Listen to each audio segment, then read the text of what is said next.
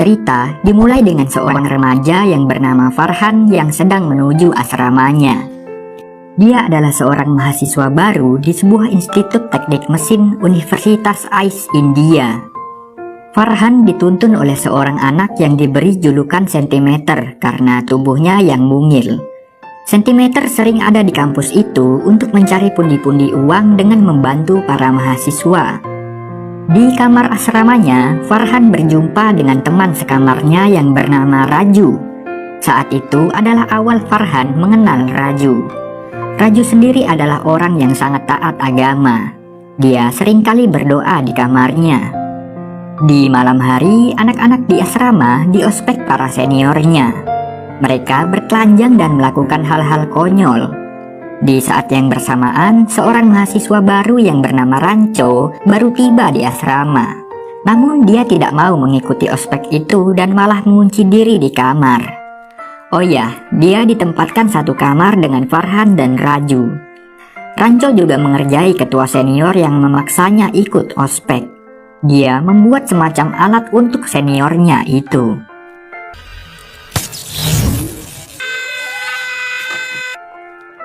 Keesokan harinya, rektor atau kepala kampus datang ke asrama untuk menyambut mahasiswa baru. Rektor itu bernama Viru. Mahasiswa lama biasa mengoloknya dengan sebutan Virus. Dia adalah rektor yang sangat menyebalkan. Di pagi itu, Viru memberi kata-kata sambutan yang sering dia ucapkan setiap tahun. Bahkan Sentimeter sampai hafal apa yang akan Viru katakan. Viru menunjukkan sebuah pena yang dibawanya.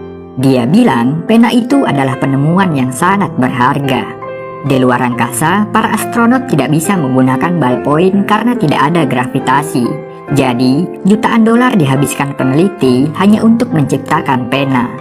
Sebuah benda yang bisa digunakan untuk menulis di berbagai sudut tanpa gravitasi. Benda yang melambangkan kesempurnaan.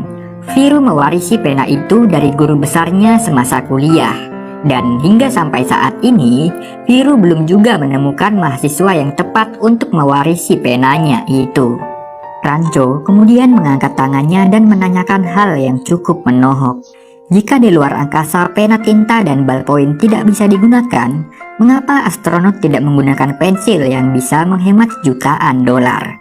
Seketika, Viru langsung terdiam dan tidak bisa menjawab. Ya, setelah menghajar ketua senior, kini Ranco mempermalukan rektor di depan umum. Farhan dan Raju sampai tak habis pikir dengan kelakuan teman sekamarnya itu. Walaupun begitu, Ranco sebenarnya adalah orang yang baik. Dia memberi Sentimeter uang untuk membeli seragam sekolah. Karena tidak punya biaya untuk sekolah, Ranco memberi saran agar Sentimeter menyusup di sekolah manapun yang dia mau. Ya, meskipun tidak mendapatkan ijazah, setidaknya Sentimeter mendapatkan ilmunya. Saat kuliah berlangsung, dosen permesinan menyalahkan jawaban Ranco mengenai arti dari sebuah mesin. Padahal jawaban Ranco itu memang benar, namun dijelaskan dengan cara yang sederhana. Dosen itu malah membenarkan jawaban mahasiswa yang bernama Catur karena sesuai dan sama persis dengan isi buku. Ranco kemudian memberikan jawabannya yang lebih lengkap dari buku yang lain, sampai-sampai membuat dosen itu bingung. Dosen itu lalu meminta Ranco untuk menjelaskan dengan kalimat yang sederhana. Sontak saja semua mahasiswa menertawakan dosen tersebut. Sejak saat itu, setiap kali jam kuliah permesinan, Ranco dilarang mengikuti kelas dosen sebelumnya. Namun, hal itu tak membuatnya patah semangat. Ranco sering menyusup ke kelas orang lain agar bisa tetap menuntut ilmu. Ranco memang orang yang sangat berbeda. Bahkan saat teman-teman yang lain mengantri di kamar mandi, dia justru memakai keran air di taman untuk mandi. Baginya, belajar itu bisa di mana saja. Begitu pula dengan mandi. Di mana ada air, di situ ada Ranco yang akan mandi. Ranco juga tergila-gila dengan mesin. Dia seringkali membongkar semua mesin yang dia temui. Beberapa ada yang beres dan beberapa yang lainnya tak kembali sebagaimana mestinya. Sebenarnya ada juga mahasiswa yang seperti Ranco. Namanya adalah Joy Lobo. Dia mengembangkan sebuah drone untuk skripsi kelulusannya. Namun Viru tidak meluluskannya karena telat melakukan sidang akhir skripsi. Sebenarnya Joy telat sidang karena dia terus-menerus kepikiran ayahnya yang terkena stroke. Di suatu hari Joy mengakhiri hidupnya karena sudah tidak kuat lagi kuliah, sebab orang tuanya sudah tidak mampu membiayai, sedangkan dirinya tak kunjung lulus. Padahal Rancho sudah merampungkan proyek drone-nya. Namun apalah dikata, hari itu menjadi hari yang kelam untuk universitas dan asrama. Rancho sangat menyayangkan insiden itu. Andai saja Viru memberi Joy sedikit waktu untuk merampungkan skripsinya, mungkin kejadian seperti itu tidak akan terjadi. Kebanyakan orang hanya berpikir Joy Lobo tewas gantung diri, tanpa mereka sadari apa alasan Joy Lobo melakukan gantung diri. Tentu saja karena stres dan depresi yang dia alami selama ini. Dan Viru adalah salah satu orang yang bertanggung jawab atas kejadian itu. Sayangnya dia tidak ditahan karena melukai mental seseorang. Karena ucapannya itu, Rancho kemudian dipanggil menghadap Viru. Sebenarnya Rancho tidak bermaksud menyalahkan Viru. Dia hanya tidak menyukai sistem pendidikan yang sedang berjalan. Sebab berdasarkan statistik, India adalah negara urutan pertama dengan kasus bunuh diri pelajar paling tinggi. Rancho merasa ada yang salah dengan sistem pendidikan di negaranya itu. Namun Viru berdalih bahwa dia tidak peduli dengan universitas yang lain. Yang dia tahu, kampus yang dia pimpin adalah yang terbaik nomor 1 di India. Ya, walaupun kampus dengan ranking terbaik, namun apalah arti dari sebuah angka? Rancho merasa peringkat itu tidak ada gunanya, sebab di kampus itu, para mahasiswa dilarang untuk membicarakan ide baru. Tidak ada penemuan baru. Peringkat itu hanyalah omong kosong. Yang diajarkan dosennya hanyalah menghafal isi buku dan mendapatkan nilai yang bagus. Mereka tak mengajarkan engineering yang sesungguhnya. Viru yang sangat marah membawa Rancho ke kelasnya dan menyuruhnya untuk mengajar. Rancho lalu menuliskan 2 kosakata di papan tulis. Dia meminta semua orang yang ada di kelas untuk mencari tahu apa arti 2 kosakata itu. Semua orang di kelas berlomba-lomba mencari jawaban di berbagai buku. Namun sampai waktu habis tak seorang pun yang tahu arti dari 2 kosakata itu. Rancho menyadarkan pada semua kawan-kawannya bahwa apa yang dia lakukan sebenarnya tidak ada gunanya. Ya, mempelajari sesuatu yang sejatinya sudah tertulis di buku tidak akan membuat seseorang berkembang. Mereka tak akan pernah menemukan penemuan baru. Tidak ada inovasi yang akan muncul. Mereka hanya berlomba menghabiskan waktu mereka untuk menghafal. Dan itu hanya akan membuat pikiran menjadi tertekan. Seharusnya kampus adalah tempat untuk ide baru terlahir. Namun itu tidak terjadi di kampus mereka. Sebenarnya Rancho tidak bermaksud menggurui para dosen atau rektor karena baginya para dosen sangat menguasai ilmu permesinan.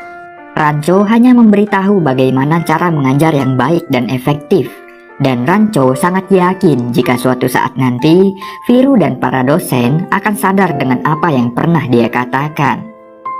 Karena ulah Rancho itu, Viru kini menyerang 2 sahabatnya. Viru mengirimkan surat teguran pada orang tua Farhan dan Raju. Surat itu bagaikan bom atom yang dijatuhkan di Hiroshima dan Nagasaki. Rancho dipanggil orang tua Farhan yang kemudian memarahinya. Ayah Farhan menganggap Rancho adalah pengaruh yang buruk untuk anaknya. Namun Rancho malah fokus pada foto-foto hewan yang terpajang di rumah Farhan. Ya, itu adalah foto hasil jepretan Farhan. Dia memang mempunyai hobi fotografi, namun ayahnya tak menyukai hobi anaknya itu. Padahal sebenarnya Farhan memiliki potensi yang besar jika dia menggeluti dunia fotografi. Tak berapa lama, Rancho kemudian diusir. Karena kelaparan, mereka bertiga pergi ke rumah Raju dengan harapan bisa mendapatkan makanan. Rumah Raju mengingatkan 2 sahabatnya pada film hitam putih di era jadul. Kondisi keluarga Raju sangat memprihatinkan. Ayahnya lumpuh karena stroke. Ibunya terus-menerus batuk dan kakak perempuannya meratapi nasibnya yang tak kunjung menikah. Sofa dengan permen cuat dan air yang menetes dari atap yang bocor menjadi pemandangan yang biasa di rumah Raju. Surat teguran dari kampus membuat ibunya sangat kecewa. Ibunya terus mengoceh dan memarahi Raju, sampai-sampai Raju pergi dari rumah karena merasa malu. Karena masih kelaparan, Ranco mengajak dua sahabatnya menyusup ke pesta pernikahan. Di pesta, Ranco melihat seorang pria yang sedang memarahi kekasihnya karena memakai jam murahan. Pria itu bernama Suhas. Dia adalah orang yang mata duitan dan selalu ingin terlihat kaya dengan barang yang branded. Ranco kemudian menghampiri kekasih dari Suhas yang bernama Pia. Dia memberikan seikat bunga dan beberapa saran pada Pia untuk menjauhi Suhas karena sifatnya yang buruk. Pada faktanya, pesta pernikahan itu adalah pesta kakak Pia, dan dia ternyata adalah anak dari Viru, si rektor kampus. Tiga sahabat ini akhirnya tertangkap basah menyusup untuk mendapatkan makanan.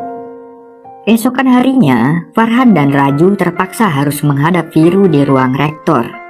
Viru meminta mereka berdua untuk pindah ke kamar catur dan menjauhi Ranco. Farhan tidak peduli dengan gertakan Viru, namun berbeda dengan Raju. Dia sangat takut jika sampai keluar dari kampus. Raju akhirnya memutuskan untuk pindah ke kamar catur. Catur sendiri adalah orang yang sangat menyebalkan. Dia sering kentut sembarangan tanpa suara. Catur juga orang yang licik. Dia kerap kali memberikan majalah dewasa ke setiap kamar sehari sebelum ujian berlangsung agar nilai kawan-kawannya jadi buruk. Di suatu hari, Ranco mensabotase naskah pidato Catur. Dia mengganti semua kata mukjizat menjadi kata cabul karena kosakatanya yang hampir mirip. Karena pada faktanya, Catur tidak memahami bahasa India murni. Di hari guru seperti yang sudah dijadwalkan, Catur berpidato di depan semua hadirin. Seperti yang sudah diduga, Catur menyebutkan kata cabul dan susu di setiap kalimat yang dia ucapkan. Sontak saja, hal itu membuat seluruh hadirin terus-menerus tertawa sepanjang pidato berlangsung. Pidato itu bagaikan stand-up komedi yang sangat pecah bagi para mahasiswa. Momen itu adalah hari di mana Catur mempermalukan dirinya sendiri. Ya, itulah akibatnya jika hanya menghafal tanpa memahami. Selepas kejadian itu, Catur mengamuk. Dia melabrak Ranco dan Farhan. Dia berjanji 10 tahun yang akan datang, dia akan menjadi orang yang lebih sukses dari kawan-kawannya itu. Di suatu hari, Pia berjumpa lagi dengan Ranco, tapi tampaknya Pia masih belum putus dari Suhas. Ranco berpura-pura memberitahu Suhas kalau jam tangan yang baru saja Suhas berikan hilang. Seketika Suhas langsung marah pada Pia karena dikira menghilangkan jam tangan pemberiannya. Kini Pia baru menyadari perkataan Ranco. Dia langsung mengembalikan jam tangan pemberian itu dan pergi. Ranco lalu mendapatkan kabar buruk kalau ayahnya Raju mengalami kejang-kejang. Dia meminjam skuter Pia dan menuju rumah Raju. Karena ambulan tak kunjung datang, Ranco akhirnya terpaksa membonceng ayah Raju dengan motor hingga sampai tepat di ruang UGD. Raju yang tahu akan hal itu marah pada Ranco, tapi semua kekesalannya seketika berubah menjadi haru, sebab karena tindakan cepat dari Ranco, ayah Raju berhasil diselamatkan. Raju sangat berterima kasih pada Ranco yang mau repot-repot membantu ayahnya. Ya, awalnya Raju memang menjauhi Ranco karena selalu membuat onar. Tapi kini Raju baru menyadari bahwa Ranco dan Farhan adalah sahabat sejatinya. Tak lupa saat pulang, Ranco berterima kasih pada Pia atas tumpangan motornya. Dan ternyata Pia kini sudah single. Dia sudah berpisah dari Suhas. Sekarang kehidupannya sudah bebas. Sejak saat itu, Pia tampaknya mulai menaksir Ranco. Setiap saat, wajah Ranco selalu terbayang-bayang di dalam pikiran Pia. Keesokan harinya, tiga sahabat ini telat datang ke kelas. Mereka lalu mengikuti ujian dengan waktu yang tersisa. Tapi sayangnya, waktu mereka tak cukup. Namun, mereka tetap mengerjakan kertas ujian mereka. Tak lama kemudian jawaban mereka selesai dikerjakan. Tapi dosen tidak mau menerimanya karena mereka telat mengumpulkan. Ranco lalu menyelipkan kertas mereka ke tengah-tengah kertas ujian yang lain dan mengacak-ngacaknya. Dosen yang tidak mengenali nama mereka pun jadi bingung untuk mengetahui yang mana kertas mereka.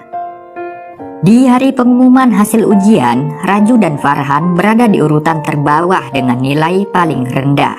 Dan ternyata orang yang berada di peringkat pertama adalah Ranco. Ya, walaupun sering membuat onar, pada kenyataannya Ranco adalah orang yang cerdas. Saat photoshoot kelas, Ranco berada di posisi paling depan, tepat di sebelah Viru. Tapi kedua sahabatnya berada di pojokan paling belakang karena ada di urutan ranking paling rendah. Sebenarnya Ranco tidak menyukai sistem ranking, karena itu tidak sehat. Apalah arti nilai di atas kertas ketika di kehidupan nyata nilai akademik seperti itu tidak akan terpakai. Yang menentukan kualitas seseorang sebenarnya adalah skill dan akhlaknya. Sistem ranking hanya akan membuat mental seseorang tertekan karena dikucilkan bila tidak mendapatkan nilai yang bagus. Tapi Viru tetap kekeh dengan pendiriannya. Dia bahkan memprediksi Farhan dan Raju tidak akan mendapatkan pekerjaan saat sudah lulus karena mereka kurang pintar di kampus. Sebaliknya, Ranco tidak setuju dengan perkataan Viru itu. Mereka pun bertaruh. Asisten Viru menjadi saksi jika suatu saat nanti Raju dan Farhan sampai mendapatkan pekerjaan, Viru akan mencukur habis kumis kesayangannya. Di suatu malam, mereka bertiga bercanda dan mabuk untuk melepas stres. Ranco memberikan tips untuk dua sahabatnya itu. Dia menyuruh Farhan untuk menggeluti dunia fotografi karena Farhan sangat tertarik di bidang itu. Sebenarnya Farhan kuliah di teknik mesin hanya karena paksaan orang tuanya. Itulah sebabnya nilai Farhan selalu hancur, sebab dia memang tidak tertarik dengan ilmu mesin. Ranco juga meyakinkan Raju agar bisa lebih percaya diri. Raju sebenarnya tidak salah jurusan, tapi dia hanya terlalu takut dalam bertindak. Keraguan-raguannya itu membuat nilainya selalu drop di kelas. Maklum saja, Raju memikul beban yang berat untuk keluarganya. Orang tuanya berharap kelak dia menjadi orang yang sukses agar bisa mengangkat derajat dan ekonomi keluarganya, sebab dia adalah harapan satu-satunya. Namun ternyata Ranco juga memiliki kelemahan karena sebenarnya dia menyukai Pia, tapi dia tidak berani mengungkapkannya. Karena itulah Farhan dan Raju menantang Ranco untuk mengatakan perasaannya pada Pia. Mereka lalu menyusup ke rumah Pia. Ranco mengungkapkan semua isi hatinya yang selama ini dia pendam. Dia juga berbincang dengan kakak Pia yang sedang hamil. Di luar rumah, Farhan dan Raju yang sedang teler malah asik mengencingi kotak surat Viru karena dendam.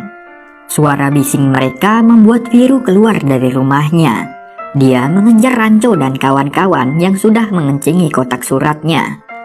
Tiga sahabat ini kemudian bersembunyi di kelas sampai mereka ketiduran. Saat terbangun, ternyata hari sudah pagi dan kelas sudah dimulai. Viru masuk ke kelas untuk mencari orang yang semalam berbuat onar di rumahnya. Dia mendapati Raju yang baru terbangun dalam keadaan sangat teler karena mabuk semalam. Raju kemudian dipanggil untuk menghadap Viru. Viru membuat surat drop out untuk Raju karena ketahuan mengencingi kotak suratnya dan mabuk di kelas. Raju memohon dengan sangat agar diberi keringanan, namun Viru sama sekali tidak peduli. Karena sudah frustasi, Raju akhirnya memilih terjun dari jendela. Semua mahasiswa sangat terkejut. Ranco dan kawan-kawan membawa Raju yang tengah sekarat menuju rumah sakit. Kondisinya sangat mengenaskan. Raju divonis koma akibat shock dan pendarahan yang serius. Hari demi hari berjalan. Ranco selalu setia menemani Raju saat terbaring sakit. Dia juga mencoba berbagai cara agar Raju bisa kembali terbangun. Tapi sayangnya keadaan Raju tidak ada perkembangan. Namun ternyata usaha Ranco itu tidak sia-sia. Di suatu hari, Raju menunjukkan kemajuan yang cukup baik. Dia mulai menggerakkan jarinya. Setelah Ranco membujuknya dengan berbagai cara, akhirnya Raju berhasil terbangun dari komanya. Dia kembali pulih setelah sekian lama. Beberapa hari kemudian, Farhan dan Raju mendapatkan panggilan interview kerja. Ya, mahasiswa di kampus mereka biasanya memang mendapatkan panggilan kerja sebelum mahasiswanya lulus. Hal itu karena kampus mereka mendapatkan predikat kampus terbaik nomor 1. Karena itulah beberapa perusahaan sangat percaya dengan lulusan kampus mereka. Namun di hari itu, Farhan menolak penawaran kerjanya. Dia lebih memilih mengikuti passion dan kata hatinya untuk menjadi fotografer. Dia mencoba menjelaskan pada ayahnya kalau sebenarnya dia tidak ahli jika harus menjadi insinyur. Kalaupun dia diterima bekerja, perusahaan akan kecewa dengan kinerjanya karena dia tidak menguasai permesinan. Farhan hanya akan membuang waktunya dalam penyesalan karena menerima pekerjaan yang bukan keahliannya. Farhan selalu mengikuti perkataan ayahnya, tapi kali ini dia ingin ayahnya yang mengikuti kata hatinya. Pada akhirnya, ayah Farhan mengabulkan keinginan anaknya itu untuk menjadi seorang fotografer. Di tempat lain, Raju sedang diinterview. Raju menceritakan semua pengalamannya dengan jujur, bahkan saat dia mencoba bunuh diri. Hal itu tentunya membuat perusahaan sangat ragu menerima Raju karena latar belakangnya yang sangat ekstrim. Tapi pada akhirnya, kejujurannya itu malah berbuah manis. Raju diterima di perusahaan tersebut. Farhan dan Raju kemudian menghampiri Ranco untuk menyampaikan banyak rasa terima kasih mereka. Sebab karena saran dan bantuan Ranco, mereka kini bisa mewujudkan impian mereka. Ranco pun tak kuasa menahan air matanya mendengar kabar bahagia dari dua sahabatnya itu. Karena kalah taruhan, di siang itu asisten Viru mencukur habis kumis Viru sebab kini Farhan dan Raju akhirnya mendapatkan pekerjaan. Namun peperangan antara rektor melawan mahasiswanya ini belum berakhir. Viru berencana untuk mencurangi Raju dengan mengubah soal ujian Raju agar dia tidak lulus ujian. Pia yang tahu kelicikan ayahnya itu memberitahu Ranco. Ranco kemudian menyelinap di ruang rektor untuk mencari soal itu. Tapi sialnya, Viru mengetahui aksinya itu. Viru sangat murka. Di malam itu, dia memutuskan mengeluarkan Ranco dari kampus. Di luar, hujan mengguyur sangat deras, hingga membuat beberapa tempat menjadi banjir. Ranco yang sedang berjalan tak sengaja melewati kakak Pia yang meraung kesakitan karena akan melahirkan. Mobilnya pun mogok tidak bisa berjalan. Viru sang ayah kebingungan mencari solusi, sedangkan adiknya Pia terjebak di rumah sakit dan tidak bisa pulang karena banjir.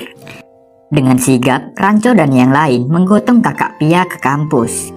Ranco lalu menghubungi Pia dengan video call karena Pia adalah seorang calon dokter. Dengan waktu yang singkat, Pia mengajari Ranco dan yang lain cara membantu persalinan. Mereka kemudian mempraktikannya. Namun masalahnya bayinya tak kunjung keluar. Jadi dibutuhkan sebuah alat yang bisa menarik kepala bayi agar bisa keluar. Tapi masalah lainnya adalah mereka tidak memiliki alat tersebut. Tidak menyerah, Ranco dan kawan-kawan mengumpulkan benda seadanya. Ranco kemudian mulai merakitnya hingga menjadi sebuah alat yang mirip dengan apa yang dicontohkan sebelumnya. Saat kakak Pia kembali kontraksi, Ranco langsung memakai alatnya untuk mengeluarkan si bayi. Hingga pada akhirnya, bayi itu berhasil dilahirkan. Seketika, suasana langsung berubah. Semua orang di situ bersukaria menyambut kelahiran bayi mungil itu. Selepas itu, Ranco kembali pergi meninggalkan kampus. Viru memanggilnya untuk berhenti. Viru sangat terharu dengan kebaikan Ranco yang mau membantu anaknya melahirkan. Sambil menangis, Viru mengurungkan niatnya untuk mengeluarkan Ranco. Viru juga mewariskan pena miliknya yang sangat berharga pada Ranco. Viru menyuruh Ranco untuk kembali ke asrama dan melanjutkan kuliahnya. Singkat cerita, hari kelulusan pun tiba. Ranco berhasil mendapatkan gelar mahasiswa terbaik di kampusnya. Semua orang sangat senang melihatnya kecuali Catur. Tampaknya dia sangat kecewa karena selalu kalah saing dengan Ranco. Mereka semua merayakan hari wisuda dengan gembira dan penuh sukacita. Para mahasiswa berbahagia dan berpelukan dengan orang tua mereka. Tapi berbeda dengan Ranco. Dia langsung pulang ke kampung halaman dan meninggalkan kampus. Siapa yang mengira bahwa saat itu adalah saat terakhir Farhan dan Raju melihat Ranco. 10 tahun kemudian, semua kawan-kawan Ranco sudah sukses dengan jalan mereka masing-masing. Di hari itu, Catur mengajak Raju dan Farhan untuk bertemu dengan Ranco. Namun bukannya bertemu Ranco, Catur malah memamerkan harta kekayaannya untuk membuktikan janjinya dahulu. Ya, Catur kini memang sangat kaya melebihi Raju dan Farhan. Dia juga memiliki sebuah perusahaan. Mereka kemudian pergi menuju alamat yang diketahui Catur.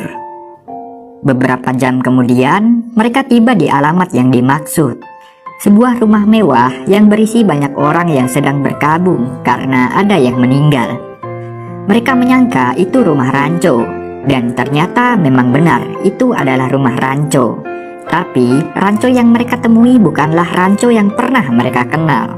Padahal foto di dinding menunjukkan bahwa orang itu adalah Ranco. Tapi mengapa wajahnya sangat berbeda dengan Ranco yang pernah mereka kenal? Sikapnya juga jauh berbeda dari Ranco yang dahulu. Hal itu semakin membuat Farhan dan Raju kebingungan dan heran. Mereka kemudian kembali untuk bertanya, tapi orang itu tidak mau memberitahu. Farhan dan Raju lalu mengambil guci yang berisi abu ayah orang itu. Mereka mengancam akan membuang abu mayat itu ke toilet. Orang itu kemudian menceritakan kejadian yang sesungguhnya. Sebenarnya, dia adalah Ranco yang asli, dan Ranco yang mereka kenal selama ini adalah Ranco yang palsu. Dahulu, orang tuanya adalah ART di rumah Ranco yang asli, namun kemudian meninggal, dan anak itu lalu menjadi yatim piatu. Dia sangat gemar belajar dan juga pintar. Dia juga sering menyusup ke sekolah dan menggantikan Ranco yang asli. Karena itulah, ayah Ranco menawarinya sekolah gratis sampai lulus kuliah. Dan memberinya nama palsu, yaitu Ranco. Dengan syarat, dia harus memberikan ijazahnya pada Ranco yang asli ketika dia sudah lulus. Ya, saat semua orang bersekolah tinggi-tinggi untuk mendapatkan ijazah, Ranco palsu ini justru sekolah dan kuliah untuk mendapatkan ilmu pelajaran. Dia bahkan tidak peduli dengan gelar dan ijazah, karena itu tidak berarti baginya. Raju dan Farhan bahkan sampai tidak percaya dengan hal itu. Beberapa saat kemudian, Catur mendapatkan telepon penting dari orang yang akan investasi di perusahaannya. Calon investornya itu bernama Punsuk Wangdu. Setelah mendapatkan alamat dari Ranco yang asli, mereka lalu bergegas untuk pergi ke rumah Ranco sahabat mereka yang dahulu. Di tengah perjalanan, mereka juga menculik Pia yang akan melangsungkan pernikahannya dengan Suhas. Mereka semua pergi menuju rumah Ranco sahabat mereka dahulu. Perjalanan mereka sangat jauh. Setelah berjam-jam, mereka akhirnya tiba di alamat. Yang ternyata tempat itu adalah sekolahan yang menampung banyak anak-anak. Mereka lalu menemui seorang remaja yang ternyata itu adalah Sentimeter, anak yang dahulu sering mencari uang di kampus. Ya, sekarang Sentimeter tinggal di sekolahan itu dan mendapatkan pendidikan gratis. Mereka kemudian menemui seseorang yang sedang bermain pesawat remote di pinggir danau. Yang tak lain dan tak bukan, itu adalah Ranco sahabat mereka. Ranco kini menjadi guru di sekolahan yang sudah dia bangun. Dia juga menampung banyak anak-anak yang kurang mampu. Melihat profesi Ranco yang hanya sebagai seorang guru, Catur tertawa terbahak-bahak dan sangat puas karena dia merasa dirinya kini lebih sukses dari Ranco. Tak lama kemudian, Catur ditelepon lagi oleh calon investornya. Yang ternyata calon investornya itu adalah Ranco, dan nama asli Ranco adalah Punsuk Wangdu. Pada faktanya,